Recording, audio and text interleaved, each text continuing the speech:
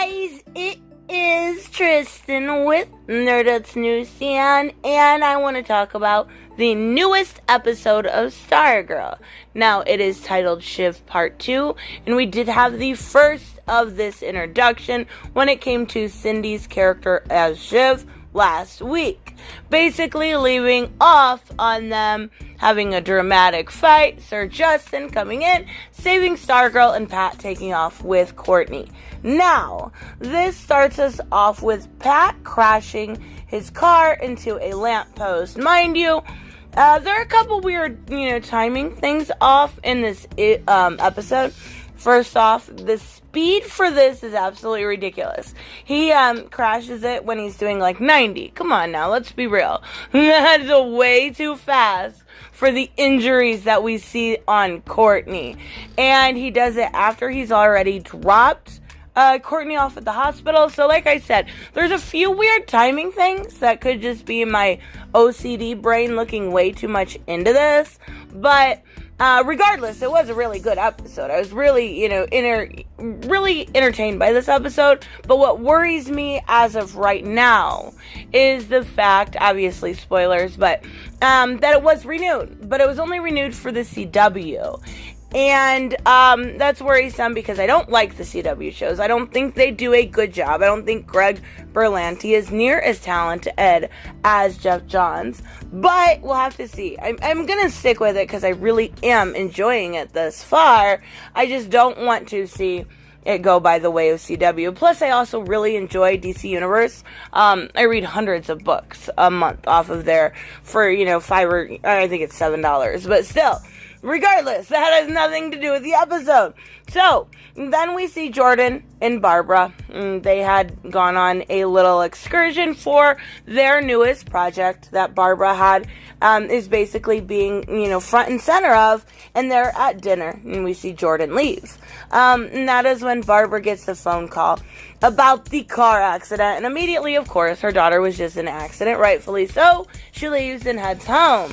This is where we meet Courtney, at the hospital. And what's another really weird thing about this is if she was just in a car accident at nearly 90 miles per hour going into a lamppost, they wouldn't have let her out that night. But I digress. They would have kept her for at least observation. Okay, so Pat wants to tell Barbara. Courtney begs, for that not to happen. And I don't think it's going to help the plot if Barbara knows necessarily. Maybe Mike, maybe we'll see Jakeem, but I don't know how they're gonna head with that. Cause, any mother would be like, nope, done, yep, out of this, she's not doing any of this anymore. So I don't think we're actually going to get to see Barbara knowing, Courtney's secret as Stargirl, but we'll have to wait and see. So we see Cindy go to her father. She is proud of herself, right? She just thinks she beat Stargirl, and she's gonna get her table at the ISA. Now, he is beyond pissed. Dr. Ito, is basically, scolding her, right? He's mad she's alive, but I get it, right? She was in the dragon's lair. She was in his catacombs to go down to his, evil lair, and she made it out alive. That's kind of an embarrassment for the ISA, so I get why he would be mad. So, basically, he does this whole threat thing, which is kind of funny to me. Feels like a, super villain scolding. You ever have, when you were younger, and, your parents would say to you, don't make me count to 3. And he's like, don't make me remove my hood. I just thought it was kind of comical. I really liked that. So, we see Rick, and he's really mad, right? Rick, and rightfully so, his friend was just, hurt, and he's pissed. He wants to go to Cindy's house and take her out. Basically, Beth and Yolanda kind of talk him down, and we do find out that Beth does have a plan, and it's a pretty decent plan, I'll give her that. And we see Courtney back in her bed, and it was a little out of character last time. Mike was really rude to her about, this is my dad. So we do get an apology for that. We get a heart-warming moment between, you're my sister, you're my brother. They're a happy family now, right? Okay. So we see Pat, right? And he's having this talk with the staff. Now, I've said since the beginning, I think this staff is more alive than what we are led on to see. It's kind of got a personality of its own. He's telling the staff, protect Courtney. If she's ever in a situation, don't take her closer to danger. Get her away from it. And he kind of laughs at himself for having a conversation with the staff, and kind of that's all we really see there. But we'll come back to this point later. And we see Barbara come home at that time, and it's really weird between her and Pat. Like, it feels weird. It feels like she has more of a connectivity with Jordan than she does with Pat. But he doesn't end up telling her. He's like, he starts to. He says, there's something else we need to talk about. Which in a relationship would signal we need to talk. And she's just like, nah, I'm gonna go to bed. I'm tired. Like, what? How could you go to sleep? I don't know. No, that's just me. Their relationship to me just seems very off right now, at least. So we see Jordan in this hotel, and this is pretty much a no-name character. His name's Mr. Riley, but he's not important character. He's a businessman, right? And Jordan is in there, hides as he walks in, and we find out that this business that this man built was building a public school, but they built it over a dump site, right? So this is what caused his wife's cancer. We are getting more of the story when it comes to Jordan and his wife, and by extension Cameron, as what killed his wife, and just exactly the motives behind the New America. So I really like Jordan. There was a fantastic moment when he is, about to kill Mr. Riley, where we see that transformation from Jordan to Icicle, and he is by far my favorite character, the best character in this show so far. I really like him. So we see Henry Jr., and I've said for the last couple of, episodes, he's really been coming into his powers, his telekinesis from his dad, his telepathy, right? So we see him looking for something for pain relief. His ears are ringing, and he finds this key, and he makes a Tylenol float. So he's really starting to kind of question every single thing, but this will lead into, we're going to get a couple different storylines here. First being Henry Jr., and that's, what we're introducing here. So now we're going to go back to Cindy, who is walking in to Courtney's room. Okay, all right, that's not weird at all. But what was weird to me is I fell for it, right? Cindy stops by to see Courtney, brings her balloons and chocolates, and apologizes for her behavior towards her, and they're sitting there eating chocolate together. And at first I was like, she knows. Of course she knows, right? And then the more and more she talks, I'm like, she has no idea. Are we like doing the Clark Kent thing where you put on glasses and get a little curl, and you have no idea who the other person is? I bought it there for a minute. But when she goes to leave, of course, she's like, oh, I like your staff, Stargirl. She says, your secret's safe with me, but you better rest up, because she's not going anywhere. But she promises to kill her friends first. So, I really, really like this, because I was questioning it the entire time. Did she know? Was this all a game? Does she really need a friend moment? So, I don't know. I do like Cindy's character. She plays such a good evil villain. But we do see at Cindy's house, while she is with Courtney, Yolanda, Rick are being a lookout for Beth, who is trying to get inside. And she knocks on the door, and at that same time, Pat shows up, trying to find them, trying to kind of foil their plan, and has to pretend to be Beth's father, right? So she, Beth's excuse is she's over there to get tutoring for her cheerleading moves from Cindy, who is obviously gone. Well, the mother invites them in, and I believe her name was Bobby, I'm not sure. But she is a weird character. We were introduced to her before, and I said I thought she was an android. But I actually kind of think she's more under mind control at this point, because she says, when they're talking about careers with Pat, she says, I'm a homemaker right now. Nothing more important than, raising a child. And she says, I used to, do stuff before. And it's like, before what? And there's actually another really weird moment that makes me think she's all woman. So, we get to see Beth use her goggles to kind of check out Cindy's house. She uses, having to pee to kind of go search around. And she finds a secret passageway. Well, she goes down there like a dumbass, and she hears Solomon Grundy, and she gets scared. She runs out. Fine.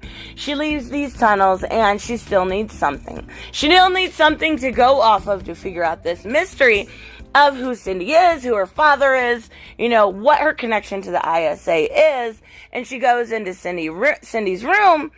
And that's as Cindy is arriving back home from Courtney's house, of course, right? But she does find a picture of Dr. Ito. And, as Cindy's walking in the door, we see Yolanda and Rick save her out the window. And she tells, Courtney does tell them through text messages that Cindy knows who she is. But as, Pat is going to leave, Cindy's mom hits on him in a very weird way. That's why I said she's definitely not an android. She puts her foot, talk about how nice the view is, and puts her foot up his pant leg, up his inner thigh. I'm just like, oh, that just got so weird. So anyways, they all meet outside and they flee, right? And it's still light out. This is the other part where there's a weird timing error. So they had been, Courtney and Yolanda had been in communication poorly through text. And then it's dark all of a sudden, and we see Courtney take off. Her staff is reluctant because of the talk that Pat had with it. But she goes, she's taking off to go to Cindy's. And it's a weird timing thing because I feel like there should have been some communication between the team. There should have been some form of, yes, we're safe, we're done. Everybody got out of Cindy's, but no, I guess not. So this takes us back to Henry Jr., and he uses the key that he found earlier. And he does end up finding his father, Brainwave's secret room with his costume and instructions, specifically from Dr. Ito for Cindy, to keep an eye on him. And obviously, learning something like that, somebody you think you love, he's he's pissed, and he takes off. Now, that's as we see Courtney attack Cindy. And she flies, right through the window, and they fight, and they do a good job.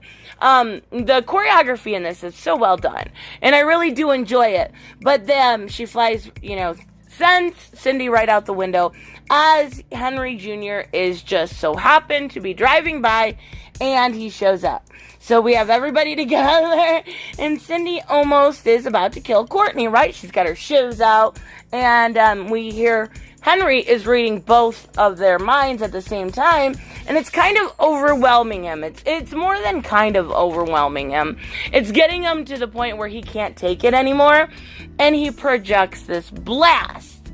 So I'm not sure. I think his powers may even eventually evolve beyond his father's, but it's something we'll have to wait and see. So we see Dr. Ito's drones come and take Cindy into the sewer, kind of take her away as she's yelling, kicking, and screaming.